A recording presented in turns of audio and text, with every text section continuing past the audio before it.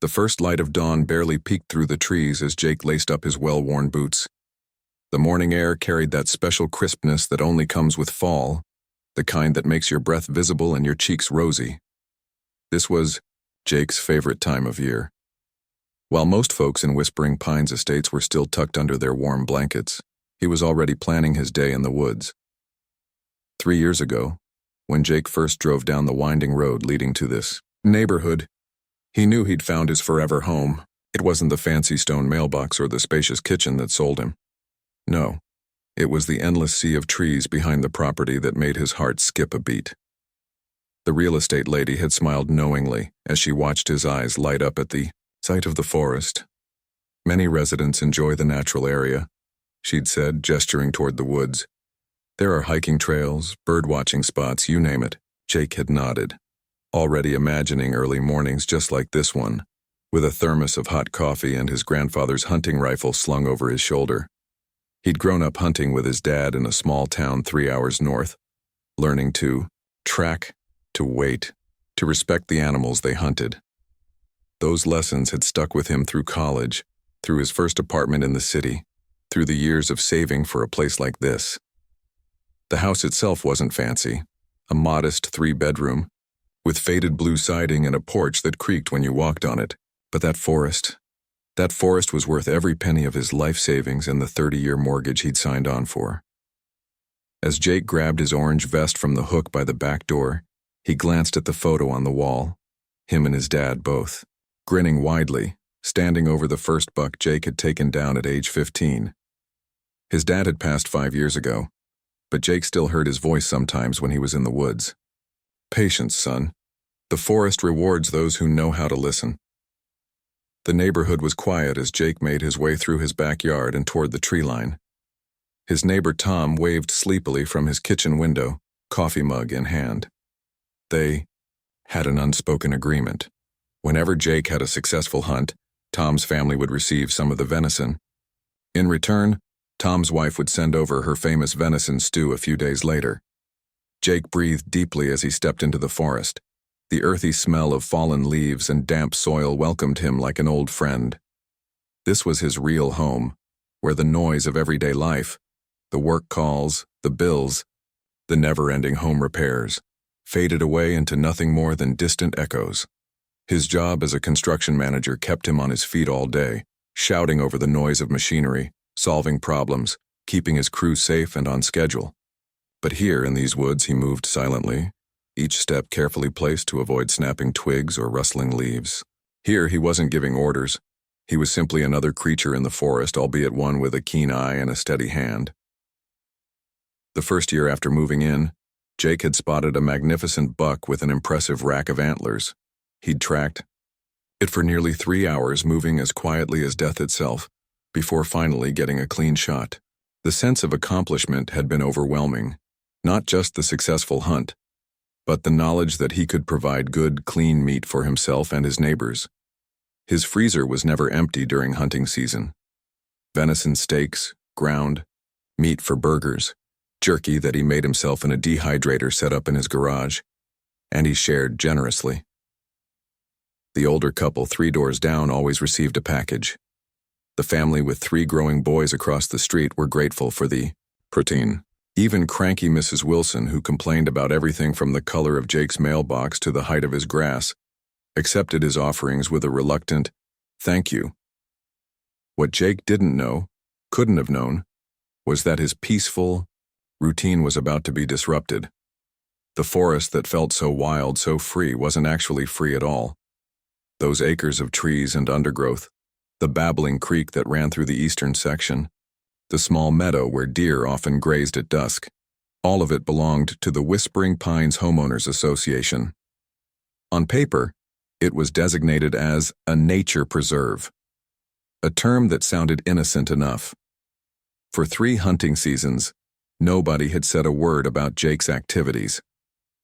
The previous HOA president, a retired guy named Pat who minded his own business, either hadn't noticed or hadn't cared about the occasional sound of a rifle shot echoing through the trees during hunting season. But 2 months ago, everything changed.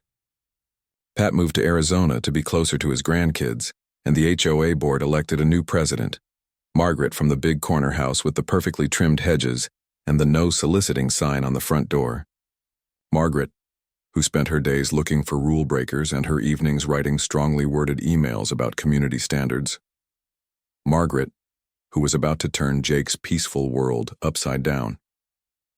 As Jake moved deeper into the forest that crisp fall morning, setting up in his favorite spot near the lightning-struck oak tree, he had no idea that his days of hunting in these woods were numbered. He settled in, perfectly still, watching his breath form small clouds in the chilly air, waiting for the forest to forget he was there. He didn't know that in just a few days, he'd be opening an envelope that would make his blood boil. He didn't know that this forest, his sanctuary, would soon become the centerpiece of a neighborhood battle. And he certainly didn't know that he was about to discover just how far he'd go to protect his right to hunt in the place he loved most. The morning had gone even better than Jake had hoped. He'd spotted the buck just after sunrise. A beautiful 8-pointer that had been cautious but ultimately made the mistake of stepping into Jake's line of sight. One clean shot was all it took. Jake said a quiet thank you both to the deer and to his father who had taught him to hunt with respect and gratitude. It took Jake most of the morning to field dress the deer and secure it to his ATV for the short trip back to his house. The sun was high in the sky by the time he emerged from the forest, tired but satisfied in that bone-deep way that only comes from a successful hunt. His mind was already racing with plans: how much meat to keep, who would receive packages this time, whether to try a new jerky recipe he'd been thinking about. As Jake backed his ATV up his driveway, he felt the weight of someone watching him. He turned, squinting against the late morning sun, and spotted Margaret standing on the sidewalk across the street. She wasn't even trying to hide her presence, standing stiff-backed with her arms crossed over her chest. The phone in her hand was pointed directly at him, its camera lens catching the light. Her thin lips were pressed together in a tight line that reminded Jake of his third-grade teacher, right before she handed out detentions. Jake raised a hand in a friendly wave, trying to be neighborly despite the obvious disapproval radiating from her. Margaret didn't wave back. Instead, she lowered her phone, turned on her heel, and walked quickly toward her large corner house with its perfect lawn and symmetrical shrubs. Well, that was weird, Jake muttered to himself as he continued, unloading his gear. He figured she was probably one of those city folks who got squeamish about hunting. Some people just didn't understand where their food came from, he thought, shaking his head. He'd make a point to avoid offering her any venison. Problem solved. 3 days passed. Jake had already processed most of the meat, vacuum-sealed it, and distributed packages to several grateful neighbors. Tom had texted him a thumbs-up emoji after receiving his share, with a promise that his wife's stew would be coming later in the week. Life had returned to its normal rhythm. Jake had just come home from work, his boots caked with mud from the construction site, when he noticed the envelope in his mailbox. It was cream-colored and official-looking, with the Whispering Pines HOA logo embossed in the corner. Jake frowned. He paid his dues on time through automatic bank drafts, so this wasn't a payment reminder. He tore open the envelope as he walked inside, kicking off his boots by the door. The letter inside was printed, on heavy paper with a formal letterhead. Jake's eyes widened as he read, "Dear Mr. Peterson, this notice is to inform you that you are in violation of Whispering Pines Estates Homeowners Association Bylaw 17.3, which explicitly prohibits hunting, trapping, or harming wildlife in all community natural areas, including the designated woodland preserve adjoining your property. Photographic evidence, enclosed, confirms your engagement in unauthorized hunting activities on October 17, 2024. As a result, you are hereby issued a fine of $750, payable within 30 days. Further violations will result in escalating penalties up to $2,500 per occurrence and possible legal action. Please note that the forest area, while accessible to residents for approved activities such as hiking on designated trails, birdwatching, and nature photography, is the legal property of the Whispering Pines HOA and is maintained as a wildlife sanctuary. We trust this matter will be resolved promptly and similar infractions will be avoided in the future." The letter was signed by Margaret with her full title, Margaret Winters, President, Whispering Pines Homeowners Association. Attached were 3 glossy prints, photos of Jake unloading the deer from his ATV. The images were clear enough that you could see the proud smile on his face, completely unaware that he was being documented for punishment. Jake read the letter again, his hands shaking slightly with growing anger. $750. For hunting in woods that, as far as he'd known, were just woods. Public land. Or at least land that nobody had ever told him he couldn't hunt on. He dropped onto his couch, the letter crumpled in his fist. 3 years. He'd been hunting there, for 3 full seasons, and not once had anyone mentioned any rules against it. Not the previous HOA president, not his neighbors, not the real estate agent who'd sold him the house. The more Jake thought about it, the angrier he got. He'd shared his venison with half the neighborhood. He'd taught Tom's teenage son proper gun safety when the boy showed interest in learning to hunt. He'd even helped clear fallen trees from the main hiking trail after a big storm last year, and now this. Being treated like some kind of criminal for doing something he'd been doing openly since he moved in. Jake reached for his phone and dialed the HOA office number printed at the bottom of the letter. His foot tapped impatiently as the phone rang once, twice, 3 times. Whispering Pines HOA, this is Margaret speaking. Of course she would answer herself. Jake took a deep breath, trying to keep his voice level. Margaret, this is Jake Peterson from Oak Lane. I just received a violation notice about hunting in the woods, and I think there must be some mistake. There was a pause, and when Margaret spoke again, her voice was cool and clipped. There's no mistake, Mr. Peterson. The bylaws clearly state that hunting is not permitted in our nature preserve. The rules have always been on the books. But I've been hunting there for 3 years, Jake protested. Nobody ever said a word about it being against any rules. Lack of enforcement in the past doesn't change the rules, Margaret replied. Your activities are disturbing the peaceful natural balance our community strives to maintain. Many residents have expressed concerns. Jake gripped the phone tighter. Which residents? Because plenty of them seem happy enough to accept venison. From me. I'm not at liberty to discuss complaints from other homeowners, she said. The violation stands. Will you be paying by check or through our online portal? Jake closed his eyes, counting to 10 silently before responding. I'll need to think about this. This is the first I'm hearing that those woods belong to the HOA. Perhaps you should have read your homeowner documents more carefully before assuming you could hunt on property you don't own, Margaret said, her tone making it clear that she considered the conversation finished. The payment is due in 30 days. Have a nice evening, Mr. Peterson. The line went dead. Jake stared at his phone in disbelief, then at the crumpled violation notice still in his hand. The photos seemed to mock him, evidence of what he'd thought was simply a good day, a successful hunt, now transformed into proof of his wrongdoing. He smoothed out the paper, reading it once more, as a plan began to form in his mind. If they wanted to play by the rules, fine. But first, he needed to know exactly what those rules were, and whether there might be other rules, other angles he hadn't considered yet. Jake Peterson didn't give up easily. Not on a difficult hunt, not on a challenging construction project, and certainly not on the right to do something he'd been doing peacefully for years. Margaret and her precious HOA bylaws had no idea who they were dealing with. Jake couldn't sleep that night. The violation notice sat on his kitchen counter and he found himself walking past it, glaring at it as if his anger might somehow make it burst into flames. $750 for doing something he'd been doing for years without a single complaint. He called his buddy Lou, who lived a few neighborhoods over and had been hunting with him a couple of times. Man, that's rough, Lou said after Jake explained the situation. HOAs can be real power trips. My cousin in Florida got fined for having his trash can visible from the street for more than 12 hours. What would you do? Jake asked, pacing his living room. Pay it and move on, probably, Lou admitted. Find somewhere else to hunt. There's that public land about 40 minutes north. But Jake couldn't let it go that easily. The woods behind his house were special. They were why he'd bought this particular home in this particular neighborhood. The thought of driving almost an hour each way just to hunt made his stomach twist, and the principle of it all. Being fined for something nobody had bothered to mention was against the rules for 3 whole years. That really got under his skin.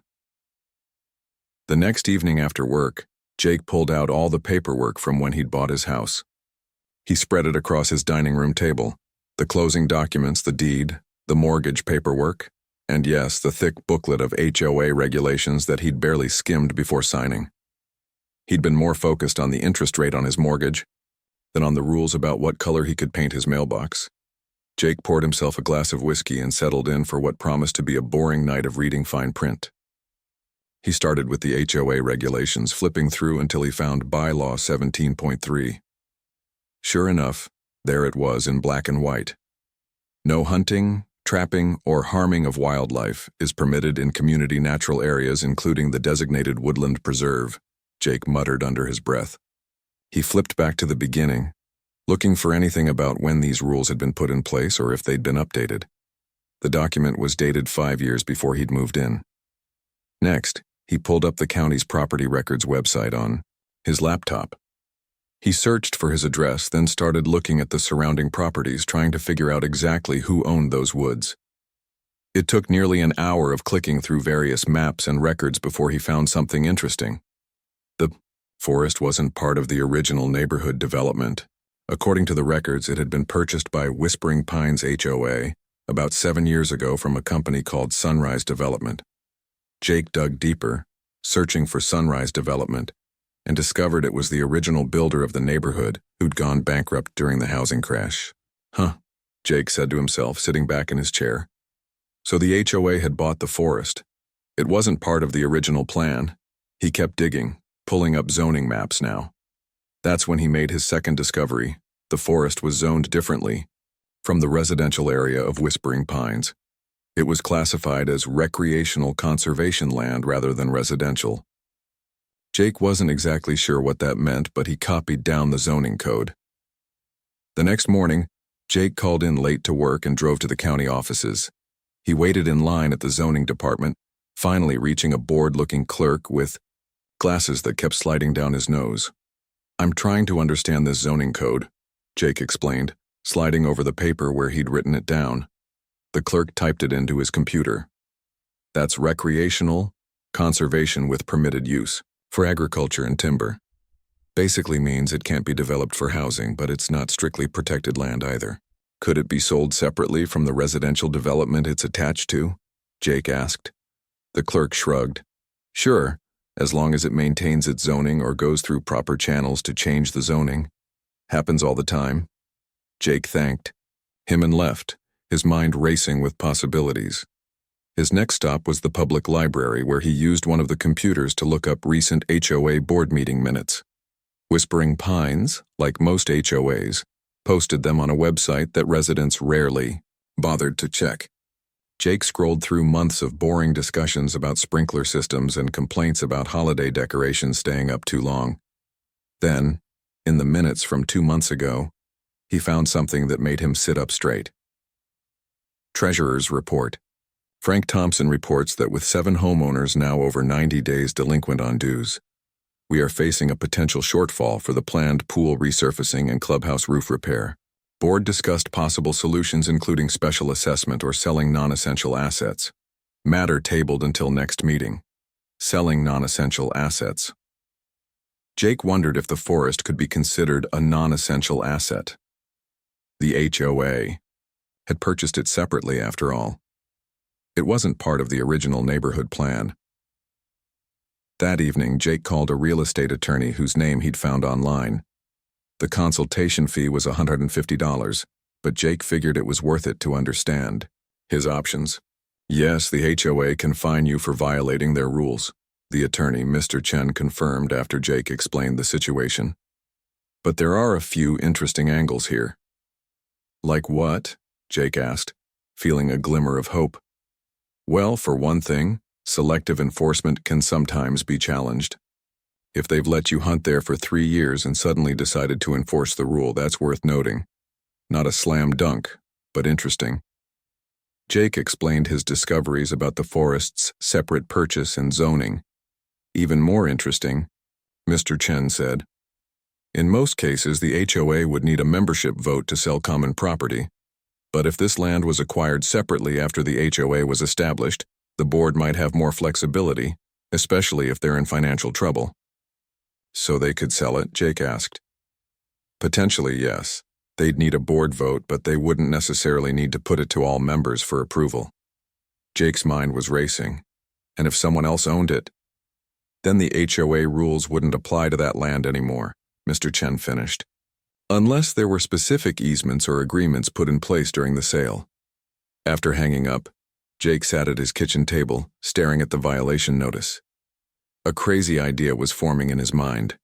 It was probably impossible, definitely expensive. But what if he could buy the forest himself? Jake called his cousin Rick, who worked at a commercial real estate investment firm in the city. He explained the situation, ending with his wild idea. "You want to buy a forest from your own HOA just so you can hunt there?" Rick asked, laughing. "That's either the craziest or the most brilliant thing I've ever heard." "Is it even possible?" Jake asked. There was a pause on the line. "Actually," Rick said slowly, "it might be. Let me think about this. How big is this forest?" "About 50 acres, I think. And the HOA is having money troubles?" "Seems that way." Rick was quiet for a moment, then said, "What if we created an LLC? You'd be the majority owner, but we'd keep your name off the paperwork. The company makes an offer on the land, promising to maintain it as a natural area." "You think it could work?" Jake asked, hardly daring to hope. "It's a long shot," Rick admitted. "But I've seen stranger things happen in real estate. Let me do some research on property values in your area, see what a reasonable offer might look like. And Jake? Yeah? Don't pay that fine yet. Let's see how this plays out." For the first time since receiving the violation notice, Jake smiled. He still had no idea if this crazy plan would work, but just having a plan, just taking action instead of simply accepting defeat, made him feel better. He glanced out his back window at the forest beyond. Those trees had been his sanctuary for 3 years. Maybe, just maybe, they could truly be his after all. Over the next week, Jake and his cousin Rick worked on their plan. Rick set up a limited liability company called Whitetail Woodland Holdings, with Jake as the silent majority owner. The paperwork listed Rick as the managing member, with an address at his office in the city. Anyone looking into it wouldn't immediately connect Jake to the company. "So what's a fair price for 50 acres of woodland these days?" Jake asked one evening as they sat at his kitchen table surrounded by maps and documents. Rick tapped his pen against a notepad covered in numbers. "Around here, undeveloped land is going for about $8,000 to $10,000 an acre. But since this is already designated as recreational and can't be developed easily, it's worth less than prime building land." Jake let out a low whistle. "So we're talking maybe $400,000? I don't have that kind of money sitting around." "We don't need all of it up front," Rick explained. "I've structured deals like this before. We can get a land loan for most of it, maybe 75%. You'd need to come up with the down payment, though." Jake ran his fingers through his hair. "My savings may be a home equity line. I could probably pull together $100,000 if I really stretched." "That should work," Rick nodded. "The LLC would make the mortgage payments, which means you would, ultimately. But here's the thing. We need to make this attractive enough that the HOA jumps at it. They decided to offer 15% above the appraised value, with the promise to maintain the land as a natural area with continued access for residents. They hoped the premium price and the access promise would make it an easy decision for the HOA board. Rick drafted a formal offer letter on Whitetail Woodland Holdings letterhead. It was filled with professional-sounding language about maintaining the ecological integrity of the woodland ecosystem and ensuring continued recreational opportunities for local residents. Jake read it over, impressed by how official it all sounded. "You really think they'll go for this?" he asked. Rick shrugged. "Hard to say, but if they're really hurting for money like you think, and if this land isn't part of their original charter, they might. Worst case, they say no and you're back where you started." Jake nodded, took a deep breath and said, "Let's do it." The following Monday, Rick sent the offer to the HOA board. Jake tried to go about his normal routine at work, but he kept checking his phone, expecting news. None came that day, or the next. On Wednesday evening, Jake was fixing a leaky faucet in his bathroom when his doorbell rang. He wiped his hands on a towel and went to answer it, surprised to find his neighbor Tom standing there. "Hey," Jake said. "Everything okay?" Tom looked uncomfortable. "Did you hear? There's an emergency HOA meeting tomorrow night. Something about selling the forest." Jake worked to keep his expression neutral. "Really? I hadn't heard." "Yeah, apparently. Some company wants to buy it. People are pretty worked up. Margaret's going door to door getting folks to come to the meeting to oppose it." "You going?" Jake asked casually. "Probably should. I mean, we use those trails all the time." Tom hesitated. "You coming?" "Wouldn't miss it," Jake said. After Tom left, Jake called Rick. "The HOA's holding an emergency meeting tomorrow about our offer. Word's spreading around the neighborhood." "That's good," Rick said. "It means they're taking it seriously. You planning?" "To go? Definitely. But I'll just listen. Keep a low profile." The next evening, Jake walked into the community clubhouse, surprised by how many people had shown up. At least 30 of his neighbors were crammed into the room, sitting in folding chairs or standing along the walls. The HOA board members sat at a long table at the front, looking serious. Margaret called the meeting to order, her voice sharp and official. "As you may have heard, the board has received an unsolicited offer to purchase the woodland area adjacent to our community. We've called this special meeting to discuss this proposal and hear community input before making any decisions." A murmur ran through the crowd. Jake leaned against the back wall, arms crossed, watching carefully. Frank, the HOA treasurer, spoke next. "I'd like to present some financial context. As many of you know, we have several major expenses coming up. The pool needs resurfacing before next summer, which will cost approximately $85,000. The clubhouse roof is leaking and needs to be replaced. That's another $40,000. Additionally, we currently have 9 homeowners who are significantly behind on their dues, representing about $27,000 in missing income." He cleared his throat. "The offer we've received from Whitetail Woodland Holdings is for $460,000, which is 15% above the appraised value of the woodland. The company has also offered to grant an easement allowing residents continued access to the existing trails during daylight hours." The room erupted in conversation. Jake kept his face carefully neutral, though his heart was racing. Margaret banged her gavel. "Please, let's have order. Now, I personally believe that our woodland is a community treasure that should not be sold at any price.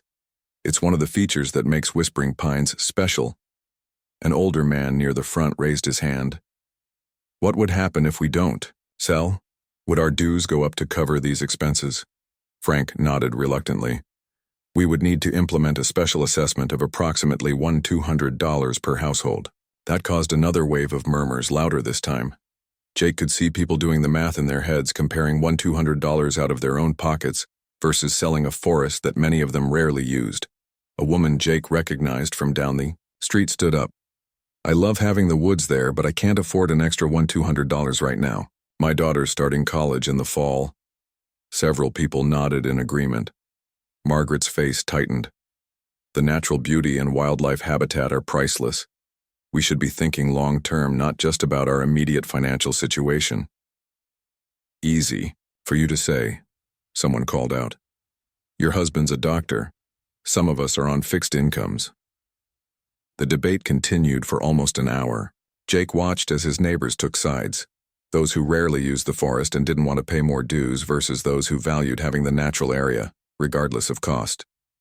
Margaret grew increasingly frustrated as more people spoke in favor of selling. Finally, a vote was called. The 7 board members huddled at their table, speaking in low voices. Jake held his breath as they passed a piece of paper between them, marking their votes. Frank counted them and looked up. 4 in favor of accepting the offer, 3 opposed. Margaret's face flushed red. "This is a mistake we'll all regret," she said bitterly. But the decision was made. Whitetail Woodland Holdings would purchase the forest, with closing scheduled for 6 weeks later. As people filed out of the meeting, Jake slipped away quietly, a small smile playing at the corners of his mouth. He texted Rick. "They accepted, we got it." Rick replied immediately. "Congrats, forest owner. Let's get the paperwork started." Jake walked home under a sky full of stars, looking at the dark outline of the trees against the night sky. His trees, soon enough. He'd need to take out that home equity line of credit. He'd be on a tight budget for a while, but it would be worth it. 6 weeks later, Jake sat in a small conference room at a title company in the city. Rick was there representing Whitetail Woodland Holdings officially, while Jake was technically just observing. Margaret and Frank represented the HOA, neither looking particularly happy. Papers were passed around, signatures were collected, and checks were exchanged. And just like that, Jake owned a forest. As they walked out to the parking lot, Margaret gave Jake a suspicious look. "I don't understand why you're even here," she said coldly. Jake smiled pleasantly. "Just curious about the process. Beautiful piece of land, that forest. It's a tragedy that it's being sold," she sniffed. "Don't worry," Jake assured her. "I hear the new owners plan to take very good care of it."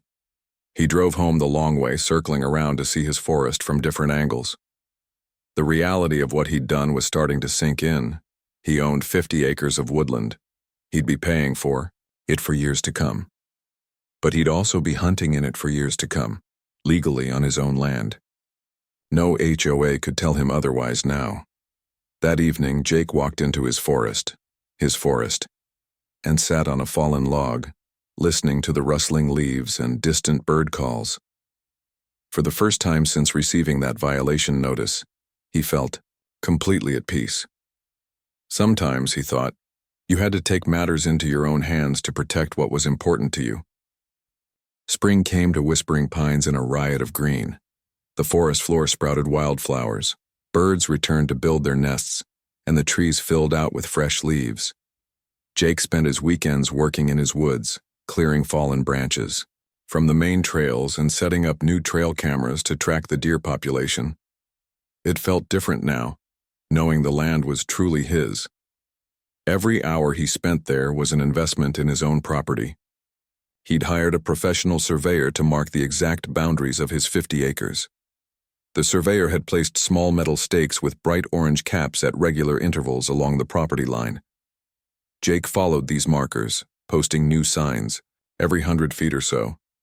Private property on one side, licensed hunting area on the other. He made sure to follow all state regulations about posting hunting land. Jake had also worked with Mr. Chen, the attorney, to draft a formal easement agreement. It specifically stated that Whispering Pines residents could use the clearly marked trails between sunrise and sunset. Any other use of the property required the owner's explicit permission. The document was properly filed with the county, making it legally binding. The signs went up on a Wednesday. By Friday, Jake had received 3 angry emails from the HOA, all from Margaret, of course. She claimed his signs were unnecessarily alarming and disrupting the natural aesthetic of the woodland environment. Jake politely replied that as the property owner, he was required by law to post proper signage, especially for a hunting area. He hadn't paid the original $750 fine. The deadline had come and gone, and he'd received increasingly stern notices about it. After consulting with Mr. Chen, Jake had sent a formal letter explaining that since he now owned the property in question, any alleged violations that occurred there were now moot. The HOA hadn't responded to that one yet. It was a beautiful Saturday morning in May when everything came to a head. Jake had gotten up early to check one of his trail cameras deep in the woods. The morning dew still clung to the grass and the sun was just beginning to filter through the trees. He loved these early morning moments when the forest felt like it was slowly waking up around him. As he crouched to retrieve the memory card from his camera, he heard voices approaching, and then the unmistakable sound of dogs barking and running through the underbrush. Jake stood up, frowning. Dogs were supposed to be on leashes on the trails according to both HOA rules and his easement agreement.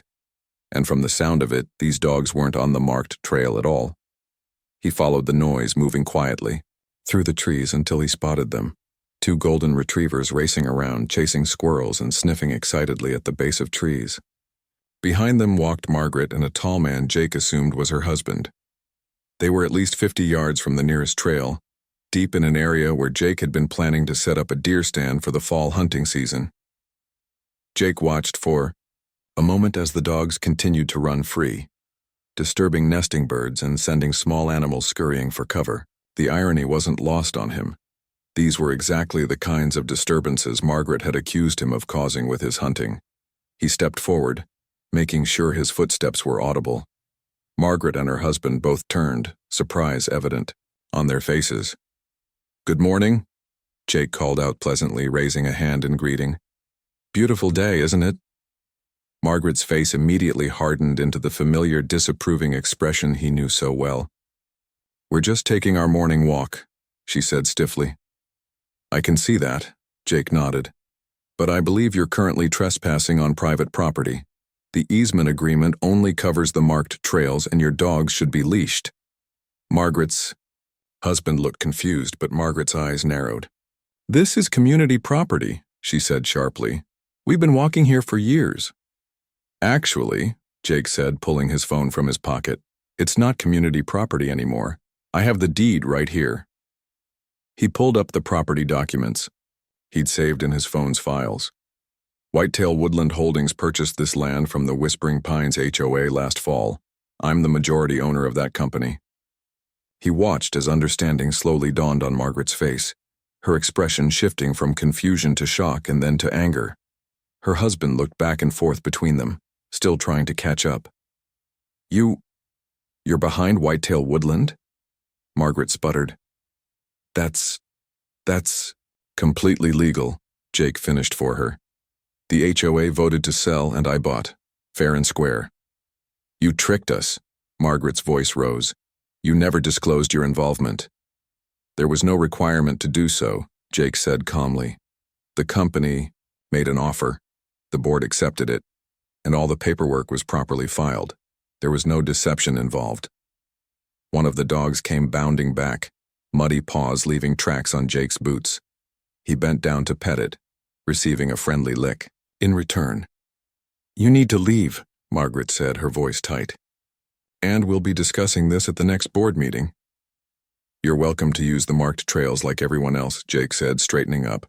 "But I do need to inform you that there's a $250 fine for trespassing off the designated paths and an additional $150 for having unleashed pets on the property." Margaret's husband finally spoke up.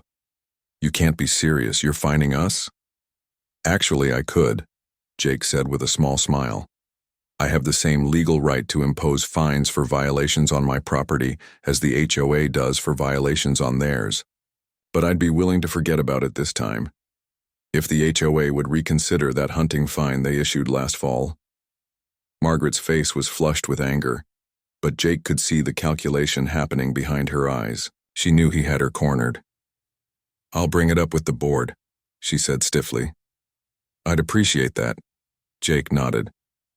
"In the meantime, please do stay on the trails and keep your dogs leashed.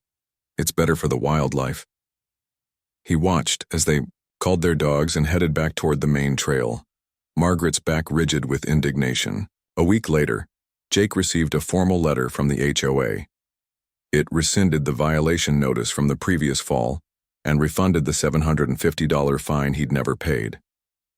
Attached was a proposed community forest use agreement that would allow broader access, rights to residents, in exchange for acknowledging the rights of the property owner, including the right to hunt during appropriate seasons. Jake smiled as he read it. He called Rick to share the news. "So you won," Rick said. "Was it worth going into debt for 50 acres of trees?" "Every penny," Jake replied without hesitation. Over the next year, Jake became known as something of a forest expert in the neighborhood. He organized nature walks for kids, teaching them about local plants and animals. He worked with the high school's environmental club to set up birdhouses and bat boxes. And during hunting season, he followed all safety guidelines and continued to share his venison with neighbors. though now he did it as a property owner, not a rule breaker. He even started a neighborhood venison sharing program, where other, licensed hunters could use his land if they agreed to donate a portion of their catch to elderly residents or families in need. The forest thrived under his care. He managed the undergrowth, removed invasive species, and worked with a local forester to ensure the long-term health of the trees. Birds and animals flourished in the protected environment. Even Margaret eventually came around, at least partially. At the annual neighborhood cookout, she reluctantly tried Jake's venison chili after several other neighbors raved about it. "It's tolerable," she admitted, which from Margaret was practically a 5-star review. As Jake sat on his back porch, that evening, watching the sunset paint the tops of his trees with golden light, he felt a deep satisfaction. The forest was safe. His right to hunt was secure, and he'd taught the HOA a valuable lesson about overreaching their authority. Sometimes, he thought, you have to fight for the things that matter most to you.